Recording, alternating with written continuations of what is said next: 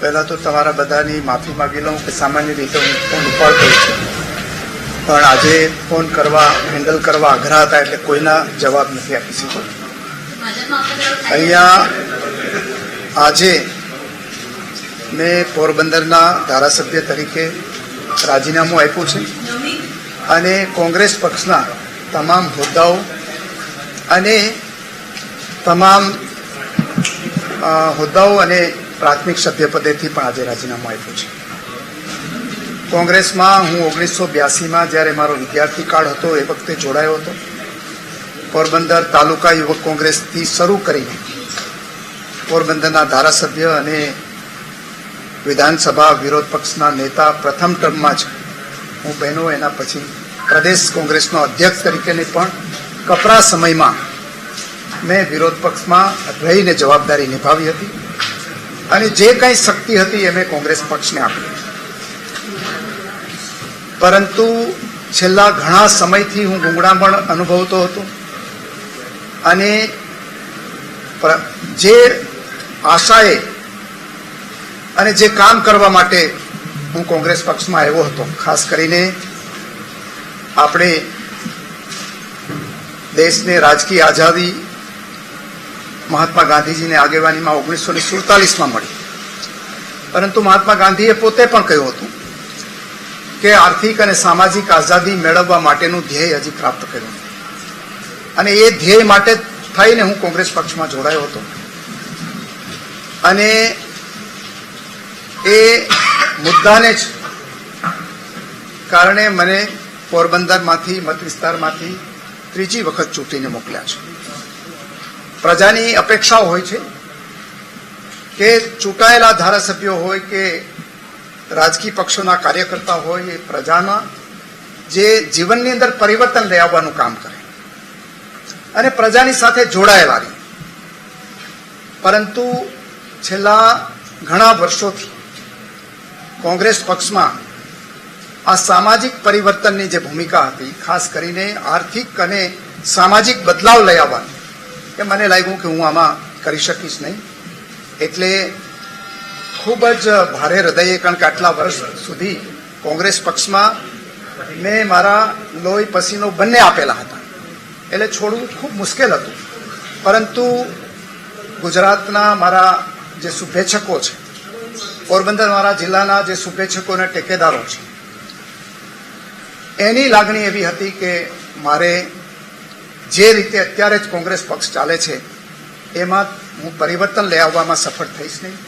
એ કારણોસર મેં આજે કોંગ્રેસ પક્ષના પ્રાથમિક સભ્યપદેથી અને જે પક્ષના નિશાન ઉપર હું ચૂંટણી જીતેલો એ વિધાનસભાના સભ્ય તરીકે પણ રાજીનામું આપ્યું છે. અને આ મારી રાજકીય સફરની અંદર દેશનું જે નેતૃત્વ હતું એનો પણ આ લડાઈની અંદર મને સહયોગ મળ્યો. સ્થાનિક મારું નેતૃત્વ કોંગ્રેસ પક્ષનું હતું, એને પણ મને મદદ કરી અને મને હજારો કાર્યકર્તાઓ હતા, એને પણ આ મારી હંમેશા મારી સાથેની શુભેચ્છા રહી. આ બધાનો હું આભાર માનું છું. મેં નિર્ણય કરવાની અંદર જે મને વાત આવી એક ત્યાંથી કે જ્યારે પ્રજાની સાથેનો તાંતણો છે એ જ્યારે જો કોઈ રાજકીય પક્ષ ગુમાવી દે તો એ લાંબો સમય ટકી શકે નહીં અને એનજીઓ બની જાય. અહીંયા દેશના લોકોની એક આશા હતી કે રામ મંદિર બંધાય અને કોંગ્રેસ પક્ષે પણ નક્કી કરેલું હતું કે બંધારણીય રીતે સુપ્રીમ કોર્ટના ચુકાદો આવ્યા પછી એનો સ્વીકાર થાય. એ પ્રમાણે થયું, છતાં પણ પ્રાણ પ્રતિષ્ઠા મહોત્સવનું આમંત્રણ મળ્યું, એ આમંત્રણ ઠુકરાવવામાં આવ્યું. એ વખતે મેં મારો અવાજ રજૂ કરેલો હતો કે આ પ્રજાની ભાવનાને આહત પહોંચાડનારી બાબત છે અને આવા રાજકીય નિર્ણયો આપણે નહીં લેવા જોઈએ. પરંતુ એ વખતે પણ જે કોઈ પણ આ નિર્ણય કર્યો હોય અને જેને પણ ડ્રાફ્ટ કર્યો હોય એ છે એ એના ઉપરથી પ્રતીતિ થતી હતી કે પક્ષે પ્રજા સાથેનો જે સંવાદ હોવો જોઈએ એમાં ક્યાંક ને ક્યાંક કચાશ રહી ગયેલી છે. ત્યાંથી શરૂઆત કરીને એના પછી પણ આ બધી બાબતો વારંવાર મેં સમજાવવાની અથવા તો મારો સંદેશ પહોંચાડવાની કોશિશ કરી હતી, પણ એમાં મને સફળતા મળી નહોતી. આખરે મેં એનાથી આગળ વધીને આજે રાજીનામું આપી અને જ્યાં મારા મત વિસ્તારના લોકો છે, ગુજરાત રાજ્યની જનતાએ પણ મને અપાર પ્રેમ આપ્યો છે. ગુજરાતે હંમેશા સક્ષમ નેતૃત્વ આપ્યું છે. એ સક્ષમ નેતૃત્વની સામે રહીને પણ મને પ્રજાનો સહયોગ મળ્યો હતો અને આજે મારું જે આ બંધન કોંગ્રેસ સાથેનું હતું એમાંથી મુક્ત થયો છું અને મુક્ત થતી વખતે હું થોડો રિલીવ થયેલો અને થોડો મુક્તિ અનુભવતો હોય એવું મને લાગે છે. હવે મારા રાજકીય જીવનની નવી શરૂઆત હું બધા મિત્રોને પૂછીને કરવાનો છું અને એ વખતે હું આપણે બધાને આ બાબતે વિશ્વાસ કરું છું.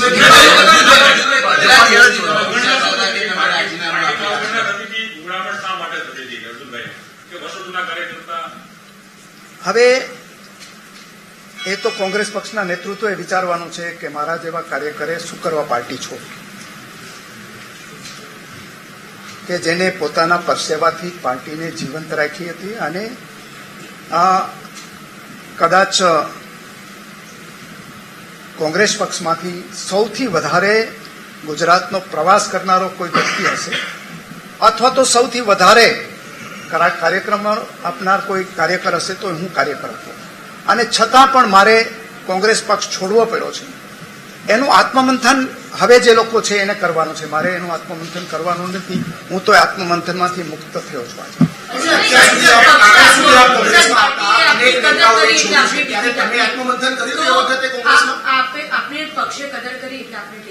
પ્રજાએ આપને ચાહ્યા એટલે આપ જીત્યા.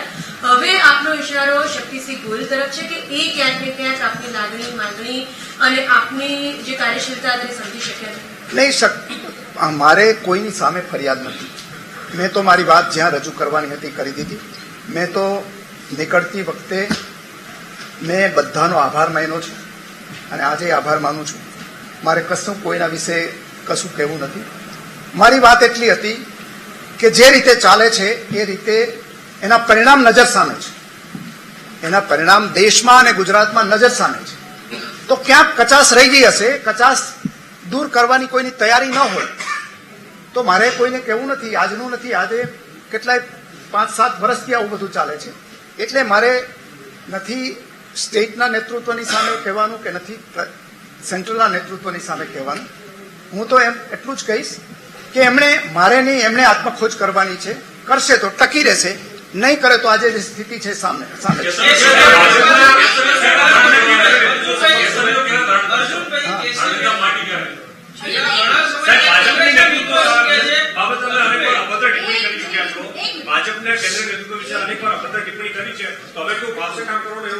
કોઈના વિશે મારું હંમેશા જે વ્યક્તિત્વ જ્યાં હોય એમાં મારી ભૂમિકા કમિટમેન્ટ સાથેની હોય છે અને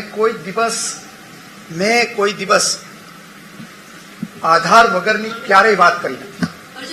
એટલે જે પણ વાત જ્યારે કરી છે ત્યારે આધાર વગરની સાથે કરી છે અને એટલે જ હું વાત કરવા માટે હંમેશા મુક્ત રહ્યો છે. મને કોઈનો ડર લાગ્યો નથી અને મને કોઈ ડરાવવા પણ આવ્યું નથી.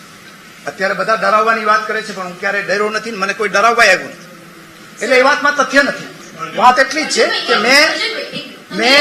મેં જે નિર્ણય કર્યો છે એ મારા કાર્યકરોના અને મારા આત્માના અવાજ પ્રમાણે મેં નિર્ણય કર્યો. તમે વાત કરો છો કે તમને કોઈનો ડર નથી, વાત સાચી છે.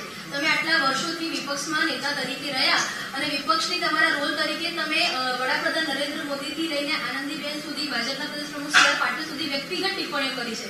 એક મિનિટ, હવે જયારે તમે એ જ પાર્ટીમાં જવાના છો ત્યારે એ ખેલદિલી સાથે કઈ રીતે પાર્ટીમાં જશો? તો એ લોકો એ ટિપ્પણી ભૂલી જશે. જો હજી તો હું ક્યાંય જોડાયો નથી. જોડાવાના જ છો નહીં. મને જો હું જોડાવાનો હોઈશ તો એ લોકોની ઉદારતા હશે. બીજી વાત એ છે કે મેં કોઈ દિવસ કોઈની વ્યક્તિગત ટિપ્પણી નથી કરી, ક્યારે પણ, અને આજે પણ નથી કરવાની.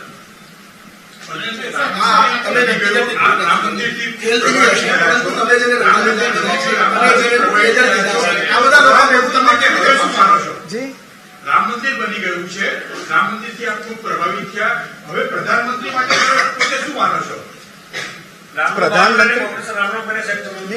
પ્રધાનમંત્રી છે એ બાબતમાં વિધાનસભા હોય કે વિધાનસભાની બહાર હોય, એના પદને, એની ગરિમાને હંમેશા માન આપવું જોઈએ એમ હું માનું છું. ડોક્ટર મનમોહન સિંહ જ્યારે પ્રધાનમંત્રી હતા ત્યારે માનતો હતો, ને આજે ગુજરાતના પનોતા પુત્ર નરેન્દ્રભાઈ છે ત્યારે પણ એ માનું છું. અને આ બાબતે વિધાનસભાના ફ્લોર ઉપર પણ મેં વાત કરેલી છે. એટલે એમાં કોઈ મુદ્દા આધારિત વાત હશે તો જરૂરથી ભૂતકાળમાં કરેલી છે, અને એમાં હું જે પક્ષમાં હતો એ મારી ભૂમિકા હતી, મેં વાત કરેલી છે.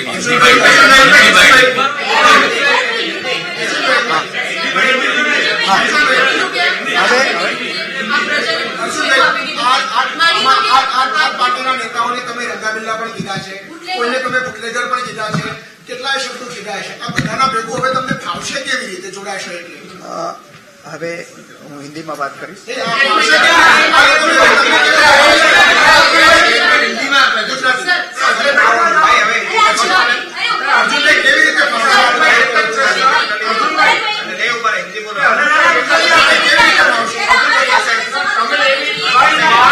હાઈકમાન્ડ સમક્ષ મૂકેલી અને આપણે ન સ્વીકારીને તમારે આ પગલું ભરવું પડ્યું, એવો કયો મુદ્દો ને કઈ વાત હતી? आज महीने गुजरात कांग्रेस के हर पदों से, ऑल इंडिया कांग्रेस कमेटी के हर पदों से और प्राथमिक सदस्य से मैंने आज रेजिग्नेशन दिया है. और साथ साथ जो मैं आज जिस पार्टी की टिकट से एमएलए बना था, वो पोरबंदर के धारासभ्य पद से भी मैंने इस्तीफा दे दिया. मैं जब से स्टूडेंट्स था, विद्यार्थी था, तब से लेकर आज तक मैं कांग्रेस से जुड़ा था, और ब्लॉक कांग्रेस से शुरू करके मैं विधानसभा विरोध पक्ष के नेता और प्रदेश का अध्यक्ष भी बना था. मैंने पार्टी को खून पसीना देकर पार्टी को मजबूत करने की कोशिश की, लेकिन पिछले कुछ सालों से जिस कल्पना से मैं कांग्रेस ज्वाइन किया था कि मैं कांग्रेस में रहकर मैं आर्थिक और सामाजिक परिवर्तन जनता में ला पाऊंगा. हमें आजादी तो 1947 में मिली थी, लेकिन महात्मा गांधी ने कहा था कि हमें राजकीय आजादी मिली है, लेकिन आर्थिक और सामाजिक आजादी बाकी है. ये लाने के लिए मैं काम कर रहा था, लेकिन जिस तरीके से कांग्रेस पार्टी ने, मेरी पार्टी ने जनता से लगाव से दूर चली गई है, और इसके बारे में मैं कई दफा मैंने ध्यान आकर्षित किया था, लेकिन मैं उसमें विफल रहा. फाइनली विथ हैवी हार्ट मैंने आज तमाम पदों से और प्राथमिक सदस्य से मैंने इस्तीफा दिया है. और मैं अभी तक की जो मेरी पॉलिटिकल जर्नी थी, उसमें सेंट्रल लीडरशिप और स्टेट लीडरशिप का मैं आभार व्यक्त करता हूं.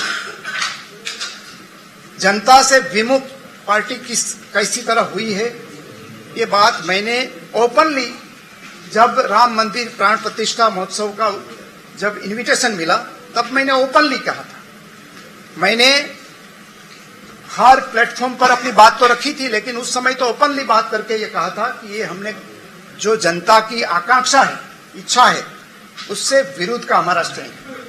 हम भी चाहते थे कि सुप्रीम कोर्ट के फैसले के बाद मंदिर बने, और उस फैसले के बाद मंदिर बना था, तो ये जनता की भावनाओं को आहट नहीं पहुंचानी चाहिए थी, लेकिन उस समय भी ये बात नहीं मानी गई. और फाइनली उसके सिवा भी बहुत सारे इश्यूज थे, मैंने हर दफा अपनी बात रखने की कोशिश की, लेकिन मैं उसमें सफल नहीं रहा. फाइनली मैं आज रेजिग्नेशन देकर मैं कांग्रेस के साथ जो मेरी जिम्मेदारियों थे उससे मैं मुक्त हो रहा हूँ। Thank you very much. Arjunbhai, यही भाजपा के प्रमुख कार्यकर्ताओं को શા માટે રાજીનામું? તો એક જ દિવસમાં કોંગ્રેસને આ બીજો મોટો ઝટકો કે જ્યાં અર્જુન મોઢવાડિયાએ રાજીનામું આપી દીધું છે। મીડિયા સાથેની વાતચીતમાં પણ તેમણે કહ્યું કે કોંગ્રેસના તમામ પદો પરથી મેં રાજીનામું આપી દીધું છે। ભારતીય જનતા પાર્ટીમાં જોડાવાના તેમણે સ્પષ્ટ સંકેતો નથી આપ્યા, પરંતુ હા, એમની વાતોમાં એ સ્પષ્ટપણે જોવા મળતું હતું। વિગતો મેળવીશું સંવાદદાતા દીપેન પાસેથી। દીપેન, આખરે અર્જુન મોઢવાડિયાએ પણ રાજીનામું આપી દીધું છે। એક બાદ એક કોંગ્રેસના સિનિયર નેતાઓ પંજાનો હાથ છોડી રહ્યા છે। કોંગ્રેસ માટે એક જ દિવસમાં બીજો મોટો ઝટકો। કોંગ્રેસ માટે ખૂબ જ આઘાતજનક ઘટના છે। અર્જુન મોઢવાડિયાની વાત કરવામાં આવે તો અર્જુન મોઢવાડિયા તેમના વિદ્યાર્થી કાળથી, એટલે કે તેઓ જ્યારે કોલેજ કાળ હતા, એટલે કે NSUI થી અર્જુન મોઢવાડિયાએ કોંગ્રેસમાં જોડાયા હતા અને ત્યારથી છેક અત્યાર સુધી પોતાની આખી જિંદગી છે તે અર્જુન મોઢવાડિયાએ કોંગ્રેસ માટે ખર્ચી છે। NSUIના પ્રમુખથી લઈને તેઓ પ્રદેશ પ્રમુખ સુધી પહોંચ્યા છે, વિપક્ષના નેતા પણ બન્યા છે। પરંતુ અત્યારે આ સમયે અર્જુન મોઢવાડિયાને કોંગ્રેસમાંથી રાજીનામું આપવું પડે તે સૌથી કોંગ્રેસ માટે ચિંતાનો વિષય છે। કારણ કે તેમણે જે રીતે કહ્યું છે કે કોંગ્રેસ છે તે લોકોથી વિમુખ થઈ રહી છે। ખાસ કરીને તેમણે જે રામ મંદિરની વાત કરી કે રામ મંદિર પ્રાણ પ્રતિષ્ઠાનો જે આમંત્રણ આપવામાં આવ્યું હતું તે કોંગ્રેસ પાર્ટીએ ઠુકરાવ્યું। તે માત્ર રામ મંદિર ભગવાન રામ નહીં, પરંતુ જે ભગવાન રામ છે તે સમગ્ર ભારતની આસ્થાનો મુદ્દો હતો અને કોંગ્રેસ છે તે લોકોની ભાવના, લોકોના જે સેન્ટિમેન્ટ છે તેમને સમજી શકતી નથી અને તેને લઈને તેમણે રાજીનામું આપ્યું છે। આ ઉપરાંત મહત્વની વાત કરવામાં આવે તો છેલ્લા 4-5 વર્ષથી અર્જુન મોઢવાડિયા છે તે પ્રદેશનું નેતૃત્વ હોય કે કેન્દ્રીય નેતૃત્વ હોય તમામથી નારાજ ચાલતા હતા। 2018માં પણ અર્જુન મોઢવાડિયા છે તેમણે બળવો કરવાનો પ્રયાસ કર્યો હતો। તેમના જે ઠેકેદારો છે તેમની મોડી રાત્રે બેઠક બોલાવી હતી, પરંતુ જે રાષ્ટ્રીય નેતૃત્વ છે તે તેમને 2018માં મનાવવામાં સફળ રહ્યું હતું। મહત્વનું છે કે પ્રદેશની વાત કરવામાં આવે તો પ્રદેશમાં શક્તિસિંહ ગોહિલ સાથે તેમની સારી મિત્રતા છે, પરંતુ કેટલાક મુદ્દાઓને લઈને બંને નેતાઓ વચ્ચે અસહમતિ હતી। ખાસ કરીને જ્યારે અમિત ચાવડાને પ્રદેશ પ્રમુખ બનાવ્યા હતા ત્યારે અર્જુન મોઢવાડિયા નારાજ થયા હતા। ભરતસિંહ સોલંકી સામે અર્જુન મોઢવાડિયાની નારાજગી હતી। ભરતસિંહ સોલંકીના પ્રદેશ પ્રમુખ પદેથી રાજીનામું આપ્યા બાદ અમિત ચાવડાને પ્રદેશ પ્રમુખ બનાવવામાં આવ્યા હતા ત્યારે તેમની સાથે ચર્ચા કરવામાં નથી આવી। અમિત ચાવડાના રાજીનામા બાદ જ્યારે જગદીશ ઠાકોરને પ્રદેશ પ્રમુખ બનાવવામાં આવ્યા હતા ત્યારે પણ રાષ્ટ્રીય નેતૃત્વએ તેમની સાથે ચર્ચા નહોતી કરી। એટલે કે જે રાષ્ટ્રીય મહામંત્રી છે કોંગ્રેસના KC વેણુગોપાલ, તેમણે ગુજરાતને લઈને જે નિર્ણયો કર્યા છે તે નિર્ણયોમાં ક્યાંય અર્જુન મોઢવાડિયાની સાથે ચર્ચા કે તેમને વિશ્વાસમાં છે તે લેવામાં આવ્યા નહોતા। ત્યારબાદ 2022ની વિધાનસભાની ચૂંટણી આવી અને અર્જુન મોઢવાડિયા જીત્યા, ત્યારબાદ તેઓ પક્ષમાં સતત નિષ્ક્રિય થયા હતા અને આ બાબતે રાષ્ટ્રીય નેતૃત્વ છે તેમણે પણ અર્જુન મોઢવાડિયાને પક્ષમાં શા માટે નિષ્ક્રિય છે તે બાબતે ખુલાસો પણ માંગ્યો હતો। મહત્વનું છે કે અનેક વખત પ્રદેશના નેતા છે અર્જુન મોઢવાડિયા સિનિયર નેતા છે, તેમણે પ્રદેશ કક્ષાએ પણ પાર્ટીની ફોરમમાં રહીને અનેક વખત રજૂઆતો છે તે કરી હતી। પક્ષની જે નીતિ રીતિ છે તેમાં બદલાવ લાવવાના અનેક વખત તેમણે પ્રયાસો કર્યા હતા, પરંતુ તેમની વાત છે તે પક્ષમાં ક્યાંય સાંભળવામાં આવતી નથી અને અંતે હવે અર્જુન મોઢવાડિયાએ લોકસભાની ચૂંટણી પહેલા રાજીનામું આપ્યું છે। કોંગ્રેસ માટે ખૂબ જ દુઃખજનક સમાચાર છે। અમરીશ ડેરે રાજીનામું આપ્યું છે। ભાજપની વાત કરવામાં આવે તો ભાજપ હજી પણ કોંગ્રેસના કેટલાક નેતાઓ છે તેમને ભાજપમાં લાવવા માટેની કવાયત કરી રહી છે। ખાસ કરીને અર્જુન મોઢવાડિયા જૂથના સૌરાષ્ટ્રમાં જે કેટલાક નેતાઓ છે, જામનગર, દ્વારકા, પોરબંદર, જુનાગઢ, આ 4 જિલ્લાઓમાં અર્જુન મોઢવાડિયા જૂથના જે નેતાઓ છે તેઓ પણ અર્જુન મોઢવાડિયાની સાથે ભાજપમાં। દીપેન, આભાર જાણકારી આપવા બદલ।